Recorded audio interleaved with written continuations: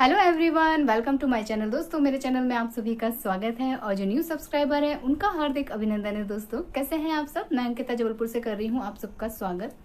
दोस्तों, कहते हैं बच्चे मन के सच्चे। बच्चे बहुत भोले भाले होते हैं, बच्चे बहुत इनोसेंट होते हैं। माता पिता जो बता देते हैं बच्चे उस चीज़ को आंख बंद करके फॉलो कर लेते हैं। बच्चों का सबसे बड़ा विश्वास होता है कि दुनिया में सब जगह सब कुछ हो सकता है, लेकिन उनके माता पिता उनके साथ कभी कुछ गलत नहीं होने देंगे। और यही विश्वास माता पिता का भी होता है कि जो परवरिश वो अपने बच्चों को दे रहे हैं, जो सीख दे रहे हैं, बच्चे उस पर हमेशा अमल करेंगे और खरे उतरेंगे। लेकिन आजकल एक नया ट्रेंड है, सब लोग अपने बच्चों के लिए कि अरे ये तो बहुत इंटेलिजेंट है, अरे आजकल के बच्चे बहुत शार्प माइंडेड होते हैं, बहुत तेज होते हैं, हमें कुछ बताने की ज़रूरत नहीं होती है, बच्चे खुद से सब चीज़ें सीख लेते हैं और समझ लेते हैं। ऐसा नहीं होता है। बच्चे आपके आसपास होते हैं, माता पिता के अराउंड होते हैं, घर के लोगों के आसपास घूम रहे होते हैं। बच्चों का माइंड वाकई में शार्प होता है। रीज़न, हमारे पास दसियों टेंशन है मगर बच्चों के पास कोई टेंशन नहीं होती है। उनका मन कोमल होता है, खाली माइंड होता है जिसमें जो भी चीज़ें सीख हम भरते हैं वो उस चीज़ में जाके फिट हो जाती है। जो रूल्स हम उन्हें समझाते हैं वो रूल्स बहुत जल्दी सीख लेते हैं। रीज़न, उनके पास और कुछ नहीं है। हमारे पास, हमें अब इस एज में कोई भी चीज़ जल्दी लर्न नहीं होती है, समझने में हमें वक्त लग जाता है। बट बच्चों को ये चीज़ बहुत जल्दी समझ में आती है, बहुत जल्दी वो लर्न कर लेते हैं, उनकी लर्निंग पावर तेज होती है। उसका रीज़न एकमात्र यही है। केवल आज के बच्चे नहीं, हमारे ज़माने या हमारे दादी नानी के ज़माने के बच्चे भी बहुत तेज होते थे। वो उस ज़माने के हिसाब से तेज होते थे। अब आप इस बात का उदाहरण लीजिए ना कि जब ये सबसे पहले टाइम में रामायण बनी थी सागर जी की, तो उनका एक इंटरव्यू मैंने सुना था। उस टाइम पे उन्होंने बोला था कि पिताजी के ज़माने में तो वही पर्दा और ये सब होता था, मैंने पीछे इस बैकग्राउंड में ये तीर और ये सब कुछ मैंने कंप्यूटर से बनाया, ये टेक्निक मैंने बाहर जाके सीखी। तो वो तो बच्चे ही थे ना, जबकि उनके पिताजी ने उस चीज़ को जल्दी अलाउ नहीं किया था। तो बच्चे उस ज़माने के भी बहुत शार्प माइंडेड होते थे। उस ज़माने के लोग जो चीज़ें सिखाते थे उस चीज़ को वो बहुत अच्छे से अपने जीवन में उतार लेते थे, फॉलो कर लेते थे। आजकल के बच्चे इसलिए डबल टिबल माइंडेड हो रहे हैं क्योंकि उनके पास बहुत सारे सुख सुविधाएं हैं, उनके पास गैजेट्स बहुत सारे हैं, घर में माता पिता का व्यवहार है, घर में अदर पर्सन्स जो होते हैं, दादी नानी चाचा चाची, उनके व्यवहार को वो रीड कर रहे होते हैं। तो बच्चे तो हर पल सीख रहे होते हैं, इसलिए हमें उन्हें अलग से टाइम दे के कुछ अलग से एक्स्ट्रा सिखाने की ज़रूरत नहीं पड़ती है। मैंने ये चीज़ इधर बीच 2-4 दिन से नोटिस की है कि बच्चों का एक टाइम टेबल अगर माता पिता ने सेट कर दिया है और उस टाइम टेबल से अगर उनको विपरीत कुछ काम करना पड़ जाता है तो बच्चे उस चीज़ को कायदे से नहीं कर सकते हैं। और दूसरा, मेरा सबसे बड़ा फंडा है, मेरी खुद की लाइफ का एक्सपीरियंस है ये, कि जब हम छोटे थे तब हमें 3-3:30 बजे उठा दिया जाता था, क्योंकि वो जो ब्रह्म मुहूर्त का समय होता है ना, रात भर आपकी बॉडी ने रेस्ट किया है, माइंड बहुत रिलैक्स्ड हो गया है, अब आप आराम से जो भी चीज़ पढ़ेंगे, लर्न करेंगे, वो आपको हमेशा के लिए फीड हो जाएगी, प्लस जल्दी लर्न हो जाता है। इसका मैंने एकदम अभी अभी हाल ही में एक्सपीरियंस किया है। मैंने उत्कर्ष को सुबह के टाइम, ये जाने लगे हैं समर कैंप में, तो इनका एक रूटीन था कि ये सुबह जो है 8 to 11 मैं इसे पढ़ने बिठाती थी। बीच में थोड़ा उठ के थोड़ा सा रेस्ट करता था, हाथ वाथ दर्द करने लगते थे लिखते लिखते या रीडिंग लगाते लगाते, तो बीच में ये चेकआउट करता था मेरे पास आके। अदरवाइज खड़ी देख के मैं इसे बिठाती थी। क्या मैडम ने लर्न करने को दिया है वो लर्न करो। एक पेज हिंदी इंग्लिश अपनी बुक से आपको रीडिंग लगानी है, प्लस आपको स्पेलिंग्स लर्न करनी है, प्लस आपको लिखना है। एक एक 1.5 पेज में सब इसको लिखवाती हूँ ताकि इसका हैंड राइटिंग सेटल डाउन हो जाए। अब इधर बीच ये जाने लगे समर कैंप में। समर कैंप मॉर्निंग के टाइम होता है। मॉर्निंग का जो टाइम था जिसमें मैं इसे कुछ भी पढ़ाती थी और वो इसको लर्न हो जा रहा था जल्दी से जल्दी, वो टाइम इसका खेल कूद में वहाँ जाके लगने लगा। वहाँ जाने पे ये क्या कर रहे हैं, स्विमिंग, बास्केटबॉल, क्रिकेट, फुटबॉल, ये 4-5 गेम ये करते हैं, साथ में योगा।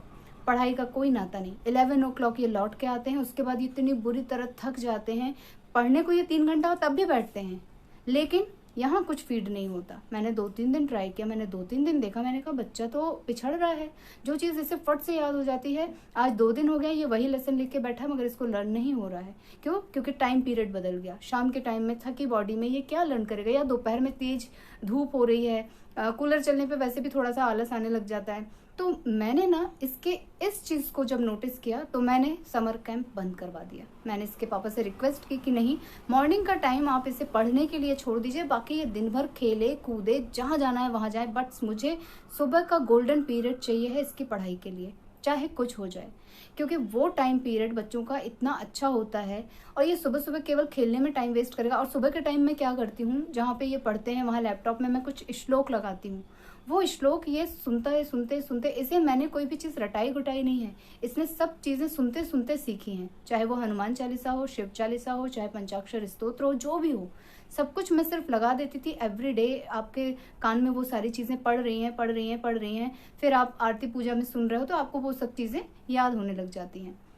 बच्चों के लिए मैंने ये रीडिंग की है, खुद के बचपन से भी मैंने एक्सपीरियंस किया है कि हमें भी इसी तरह लर्न कराया गया। तो ये सारी चीज़ें मेरे जहन में ना घूम रही। मैंने किसी के कन्वर्सेशन में ये बात सुनी थी कि देखो मेरा बच्चा बहुत इंटेलिजेंट है, मैं इसको कुछ नहीं बताती हूँ, ये जो बोल रहा है अपने से बोल रहा है। इस बात को मैं भी मानती हूँ कि बच्चे रियली में बहुत इंटेलिजेंट होते हैं, बहुत कोमल हृदय होते हैं, बहुत प्यारा सा सॉफ्ट सा इनका माइंड होता है, छल कपट इनके अंदर नहीं होता है। लेकिन मेरा ये भी साथ में मानना है कि बच्चों के ऊपर बहुत स्ट्रिक्ट नज़र रखनी पड़ती है। बच्चे किस दिशा में जा रहे हैं, बच्चे क्या कर रहे हैं। मैं तो ये भी मानती हूँ कि जब बच्चे का जन्म होता है तो माता बोलते हैं कि माँ का भी एक नया जन्म हो रहा है, जस्ट बिकॉज कि वो एक बेबी को बॉर्न कर रही है। उस नज़रिए से हटके एक और चीज़ होती है कि माता पिता की ज़िंदगी माता पिता की नहीं रह जाती है। जब उनके जीवन में एक बच्चा आ जाता है, 2 बच्चे आ जाते हैं, 3 बच्चे आ जाते हैं, तो उनका उठना बैठना खाना पीना सब कुछ बच्चों के हिसाब से होता है, बच्चों के लिए होता है। मुझे कहीं जाना होता है तो मैं ये देखती हूँ कि इसको ये मौसम सूट करेगा या नहीं करेगा। मुझे अपने मायके जाना होता है तो मैं ये देखती हूँ कि इसकी पढ़ाई डिस्टर्ब होगी। बच्चों के लिए तो माता पिता जो है शहर शिफ्ट हो जाते हैं कि उनको अच्छी एजुकेशन मिले, पूरी लाइफ चेंज हो जाती है। कभी कभी ऐसा होता है कि माता पिता अलग अलग सिटीज़ में रह रहे हैं, अच्छी एजुकेशन मिल जाए, पिता कहीं जॉब कर रहा है क्योंकि अर्निंग भी ज़रूरी है, माँ बच्चे को लेके कहीं और शहर में है ताकि उसको अच्छी एजुकेशन मिल जाए। तो इतना सारा बदलाव हम लोगों के जीवन में हो रहा होता है बच्चों की वजह से। तो बच्चों को अच्छा बनाने के लिए तो माता पिता ये सारा सब कुछ कर रहे होते हैं, कॉम्प्रोमाइज़ कर रहे होते हैं। अगर माता पिता इतना त्याग कर रहे हैं तो माता पिता की बहुत कड़ी नज़र होनी चाहिए बच्चों के ऊपर कि बच्चे सही दिशा। और ये पता है कुछ एज तक ही हम दे सकते हैं बच्चों को।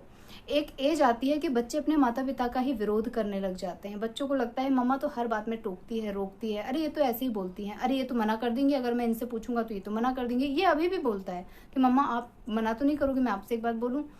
फिर बोलता है आप मना ही करोगे, आप तो हमेशा मना ही करती हो। मतलब मेरी छवि इसके मन में ये बन गई है कि इसकी मम्मा इसे मना ही करेगी।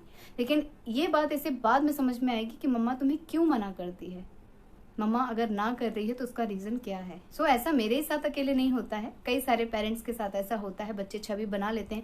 और एक चीज़ और देखने में आई है कि भाई माँ तो स्ट्रिक्ट हो जाती है बट पापा नहीं होते हैं, क्योंकि वो बहुत कम समय के लिए बच्चों के साथ टाइम स्पेंड करते हैं। तो वो एकदम पूरा छूट दे देते हैं कि हाँ बच्चों को जो जहाँ जो करना है वो करते रहें।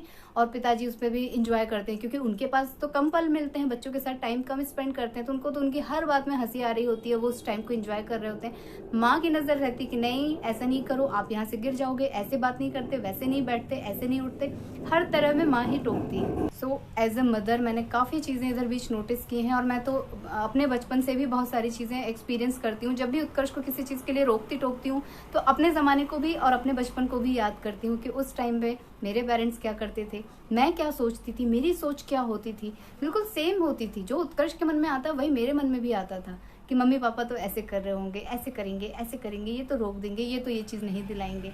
बट उनके उस ना नुकुर का रिजल्ट आज मेरे सामने है कि उन्होंने ऐसा क्यों किया। आज मैं भी अपने बच्चे के लिए कर रही हूँ, मेरी भी कोशिश रहती है।